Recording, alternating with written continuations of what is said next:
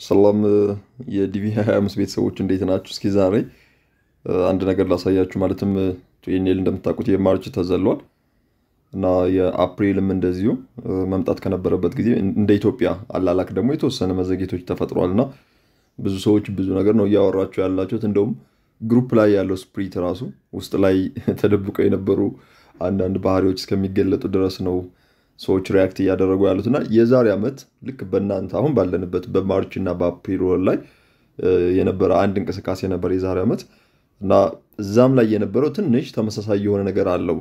የተወሰነ ልዩነት አለው፣ ግን ልክ እናንተ የነበረው አይነት ጭንቀት እናንተ የነበረው አይነት ጥያቄዎች ነበሩ። በዛን ጊዜም አሁን እናንተ የምታነሷቸው አይነት ጥያቄዎች ይነሱ ነበርና በተቻለ መጠን የ2024 ግሩፕ ላይ ያሉትን የተወሰኑ ነገሮች ለማሳየት ልሞክር ባጭሩ ማለት ነው እንዳይረዝም።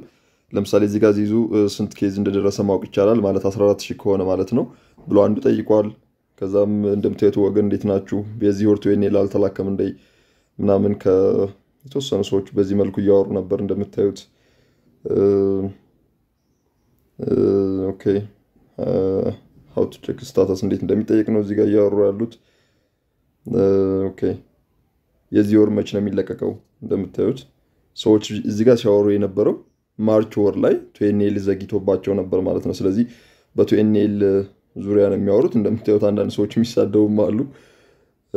ኦኬ እዚህ ሰላም ብያለሁ። ፓስፖርት አስቸኳይ ለማውጣት ኦኬ። አሁን ማርች ላይ ያሉትን ነው እያሳየኋችሁ ያለሁት ወደ ማርች 16 አካባቢ ማለት ነው። አይ ቲንክ ቱኤንኤል አፕዴትድ ይላል። ዚዙ በዚህ ወር የተላከው ኬዝ ነምበር የለም ብሎ ይጠይቃሉ። ዚዙ ቱኤንኤል ተልኳል እንዴ? ከዛም ኖ ቱኤንኤል መላክ አቆመ እንደሚሉ አሉ።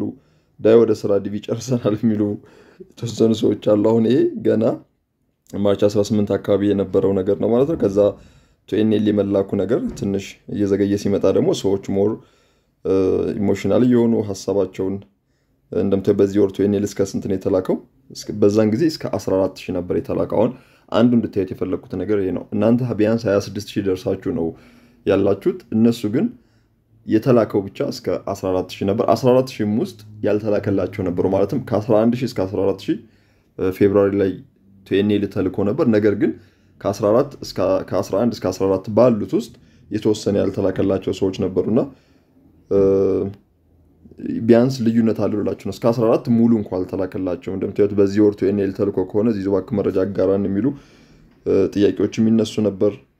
ስለዚህ እናንተ 26000 ነው ያላችሁት። እነሱ ግን ገና 14000 ኬዝ ነበር ውስጥ ነበሩ ማለት ነው የነበሩት እና ትንሽ ኢሞሽናል የሆነ ጊዜ ነበር። እንደውም በውስጥ በጣም ብዙ ሰው ነበር የሚያወራኝ እዚህ ላይና እስኪ የተወሰኑ ሐሳቦች በቱኤንኤል ላይ ያሉት ላሳያችሁና እኔም በዛን ጊዜ ምን ነበር ያልኩት የሚለውን በተወሰነ መልኩ አሳያችኋለሁ። ቶሎ እያለፍኩ ስለሆነ ምናልባት ያወሯቸው ነገሮችን እያለፍኳቸው ሊሆን ይችላል። እንደምታዩት ወንድሜ ላንተ ያለው የትም ብትሄድ በራሱ ይመጣል የሚል ኢሜጅ ሁሉ ነው የሚለቁት። ማለት ለማጽናት የሚጠቀሙባቸው ነበሩ። በመካከል የተወሰኑ ሐሳቦችን ለመስጠት ሞክራለሁ እንደምታዩት ሪከርድም ላይ። ከዛ አዲስ ኤሲኤስ @state.gov በዚህ ኢሜል ሁላችንም መጮህ አለብን የሚል ካምፔን ለመጀመር እንደገና ተነሳሱ። እንደምታዩት ሚላለ ምን ይያልና ሚላለ ሁሉም ሰው ተማሯና ይዞን ወገን ሚላለ። ከዛ ዚዙ እስቲ በውስጥ መስመር ያሉ ጥያቄዎችን መጠየቅ የምንችልበት ዩዘር ኔም ክፈትልን ነው። ኦኬ ከዛም እውነት ነው ማናገር አለብን ዲቪ 24 ኬዞችን ነው የሚለው። ከዛም በዚህ ዙሪያ አይ ዶንት ኖ እንደም ቴክስቶቹ ሰዎቹ ሲወጡ ዲሊት አድርጓቸው ይሁን ምን ይሁን በጣም ብዙ ነበር እዚህ ላይ ሲወሩ የነበሩት። ከዛም እንደምታዩት እኔ ከዚህ አንተ ምን ኦኬ ልክ ነው አዎ ድምጻችንን ማሰማት አለብን። ዝም ማለቱ እኛን አይጠቅምም። ዚዙ አንተ ምን ትመክረናለህ? አንድ ላይ ሆነን ድምጽ ብናሰማ ማለት አንተ ካለ ልምድ ነው። ይሄ አሁን ዲቪ 25 ላይ ካለው ጋር ተመሳሳይ የሆነ ሐሳብ ያለው ነው ማለት ነውና ሌሎችም ከስር እኔ ከዚህ የተሻለና ቀላል ተደራሽ ሊሆንልን የሚችል በኤምባሲ ኦፊሻል ፌስቡክ ፔጅ ኤንድ ትዊተር ፔጅ ኮሜንት ሴክሽን ላይ አዳዲስ መረጃ ሲለቁ የተከታተልን ኮሜንት የሆነ የተሰማንን ሞቶ አዘጋጅተን ሶሻል ካምፔን ብናደርግ ውጤት ያመጣልናል ብዬ አስባለሁ። እባካችሁ ይሄንን ሐሳብ በደንብ ለማየት ሞክሩ ወንድሞች እህቶች። ሶሻል ሚዲያ ካምፔን is the 21 21th century powerful strategic weapon ይላል ስለዚህ በአንደኛው ክፍለ ዘመን እንግዲህ ትልቁ መሳሪያችን ነው ኢንፍሉዌንስ ለማድረግና ሐሳብ ለማስቀየር ወይም ደግሞ ሐሳባችን ሰዎች ላይ ለማድረስ የሚል ሐሳብ ነበር የተነሳውና ብዙ ሰዎች በዚህ ዙሪያ ያወሩ ነበር ማለት ነውና አሁን ካለው ጋር እናንተም ግሩፕ ላይ ቀደም ጧት ለማየት ሞክረኝ ነበር ከዚህ ጋር ተመሳሳይ የሆነ ሐሳብ ነው ሲያነሱ የነበሩት በተቻለ መጠን እኔ ምን ነበር የዛን ጊዜ የመለስኩላቸው ሚሊዮን በትንሹ ላሳያችሁ ልሞክር ማለት ነው ኦኬ ከላይ ብዙ ሰዎች አታርጋችሁበታል እና ተሰብስበን ለድምጻችንን እናሰማ የአሜሪካ ኤምባሲ ኒድ ምናምን የሚሉ ጥያቄዎች ናቸው ከላይ ያዩዋቸውና እንደኔ መሄድ ትችላላችሁ የትኛውንም መንገድ መጠቀሙ አይከፋም ግን እኔ ባለኝም ኤክስፒሪየንስ እንደሚታወቀው ህጉም እንደሚታወቀው ኤምባሲን አይደለም አሜሪካ ኤምባሲ በር ላይ ቀርና KCC በር ወይም የአሜሪካ ገቨርንመንት ቢሮ ላይ ሄዳችሁ መክሰስም ሆነ ሐሳባቸውን ማስቀየር ወይ ማሰራራቸውን ማስቀየር አትችሉም ምክንያቱም የሆነ ተዘናግተው ነው ወይም እኛን ረስተው ነው ምናምን የሚባል ነገር የለም በቃ ስራቸው ይሄ ነው ለነሱ የትኛውን ኬዝ ቅድሚያ መስጠት እንዳለባቸው በደንብ ነው የሚያውቁት ለምሳሌ R1 ቪዛዎች በጣም እየተሰጡ ነው በባለፈው ማይተናል ብዙ እየተሰጠ ያለው እሱ ነው ስለዚህ ቅድሚያ የሚሰጡት እሱ ነው ምናልባት የሚጠይቃቸው እንኳን አካል ቢኖር የለም ግን ማስረዳት ይችላሉ በደንብ ማለት ነው ሲቀጥል እዛ ሄዳችሁ ልታናግሩ የምትችሉት አካል ለምሳሌ የአምባሳደሩም ቢሆን ምንም የሚፈጠር ነገር አይኖርም ምክንያቱም አምባሳደሩ ከዚህ ውጭ ነው ለዚህ ለዲቪ ኬዝ እና ለሌሎች ለቪዛ ኬዞች የተዘጋጁ ሰዎች አሉ አምባሳደሩ ዲፕሎማሲ ስራዎች ብቻ ነው ሊሰራ የሚችለው እነዛኛዎችን ሰዎች ደግሞ የማግኘት እድላቸው በጣም አነስተኛ ነው ኢቭን የሆነ ተጽዕኖ ተፈጥሮ ራሱ መረጃው ቢደርሳቸው ምክንያት አላቸው የራሳቸው ምክንያት አላቸው አይ ዶንት ኖ የበኛ ሀገር የመንግስት የመስሪያ ቤት አሰራር ስለምንስለው ነው እንጂ እነሱ ጋር እንደዚህ አይነት ነገር ያለ አይመስለኝም ከዚህ በፊትም ተሞክሯል ቲዮኒ ሲሪ ላይ ተሞክሯል ከዛም በፊት ተሞክሯል ግን ምንም የፈጠረው ነገር የለም ሲቀጥል ደግሞ የዛኔ ያህል ጫና ማሳደሩ አይን ውስጥ እንድትገቡ ወይም ብዙም በሌላ አይን እንዲያዋችሁ ምናምን ሊያደርግም ይችላል ያው እንደ አሜሪካ ኤምባሲ እንደዛ ፈረንጆቹ በዛ ልክ እንደዛ አይነት ነገር ያደርጋሉ ያላስብም እንደ ኢትዮጵያ ነገር ግን እናንተ ከፈለጋችሁና ያ ነገር ለውጥ ያመጣል ብላችሁ ካሰባችሁ ምን ሊፈጠር እንደሚችል አይታወቅም እሱ ማድረግ ትችላላችሁ እንደው ሞር ከዚህ በፊት የነበሩት በጣም በጥሩ መልኩ ነበር ሲሄዱ የነበረው የትዊተር ዘመቻውን ጨምሮ በግል ሰዎችን እንዲያናግሩላቸው በማድረግ ሁሉ ጥሩ ሄደው ነበር ግን ያው እንደምታውቁት ነው የዛን ያህል ብዙም የተለየ ነገር አልተፈጠረም እንደዛ በጣም ተራሩጦ ምናምን የተፈጠረው ነገር ይኸው እናንተ አሁን ምንም ነገር ሳታደርጉ ይኸው ተመሳሳይ ነገር ነው የተፈጠረ ያለው ያው ተጽዕኖ ተፈጥሮ እንኳን ቢሆን የዛን ያህል አሁን በእናንተ በዲቪ 24 ካለው አካሄድ አንፃር ምንም የተለየ ነገር የለም ማለት ነው ስለዚህ ማድረግ ከፈለጋችሁ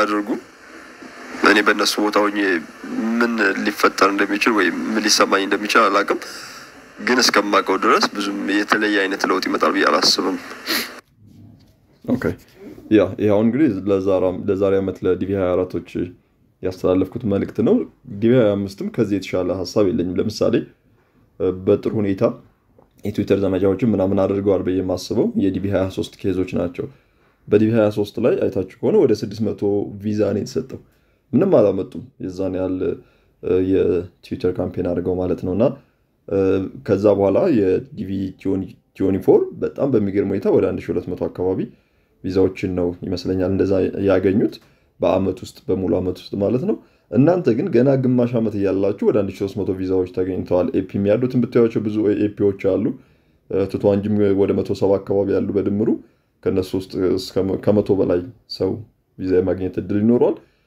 እንደዚህም ደግሞ ሬዲ ላይ ያሉ ከኤምባሲ ወጥተው ኢሹ ያልተደረገላቸውና ያልተቀየሩ ይኖራሉና እነሱን ስትደምሯቸው በተቀላላ ወደ 1600 ቪዛዎች አሁን ባለንበት አካባቢ እንኳን እንዳገኙ ኤስቲሜት ማድረግ ትችላላችሁና ይሄንን ስታዩ ኤምባሲው በቃኝ በቃ ከዚህ በኋላ አልሰራም በቂ ቪዛ ሰጥቻለሁ ቢል ራሱ ማንንም ሊወቅሰው የሚችልበት ደረጃ ላይ አይደለም ገና በግማሽ አመት የሰራው ሲቀጥል እቅዳቸውን ማናቅም ለምሳሌ አይደለም ይሄ አሁን ምላችሁ ምሳሌ ነውና የመጀመሪያው 6 ወሮችና 7 ወሮች በደንብ ልስራና ከዛ በኋላ ሌሎቹ ቪዛ ላይ ፎከስ አደርጋለሁ ብሎ አስቦ እንኳን ቢሆን ለምሳሌ ትክክለኛ ምክንያቱ ነው።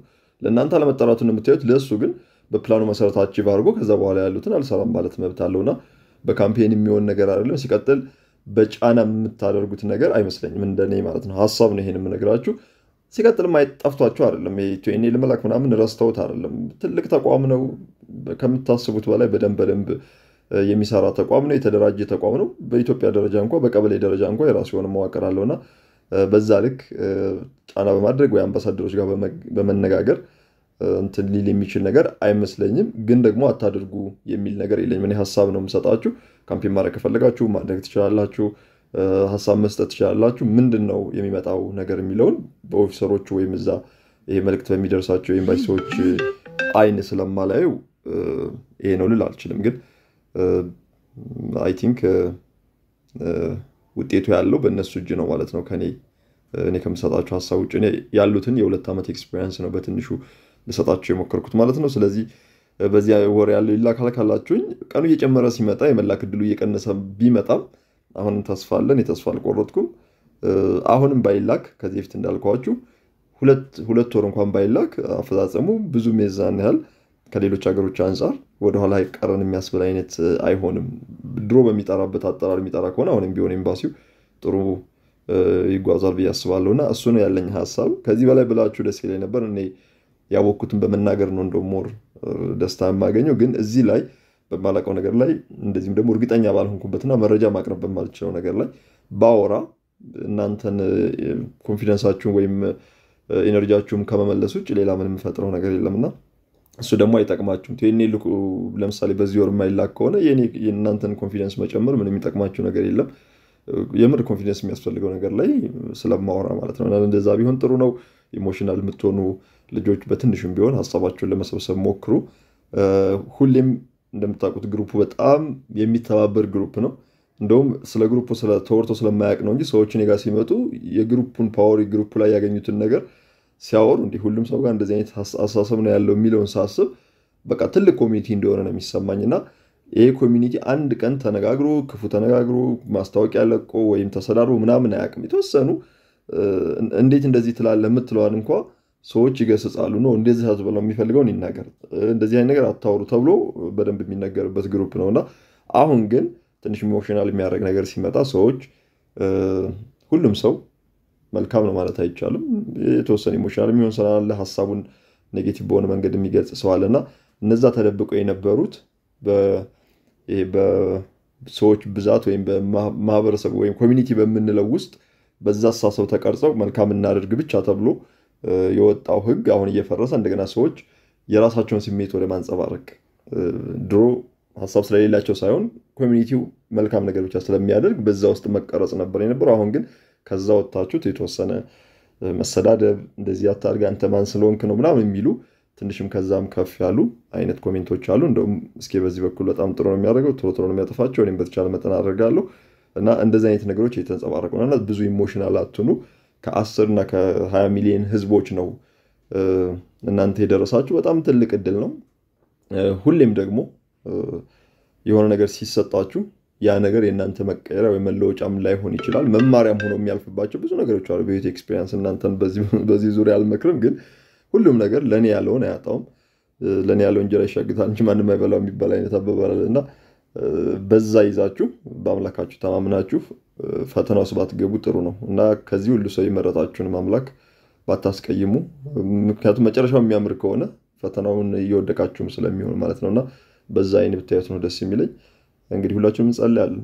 እሱን ነው እያደረግን ያለ ነው። እንግዲህ ጭንቀታችሁንም በቶይኔል የሚከሳችሁ ያርገው። እሱን ነው ማስበው።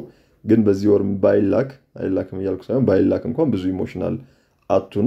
ኤምባሲው ከፈለገ የ2 ወሩን በአንድ ጊዜ ጠርቶ ነገሮች ማስተካከል ስለሚችል ማለት ነው እና መልካም ቀን ይሁንላችሁ።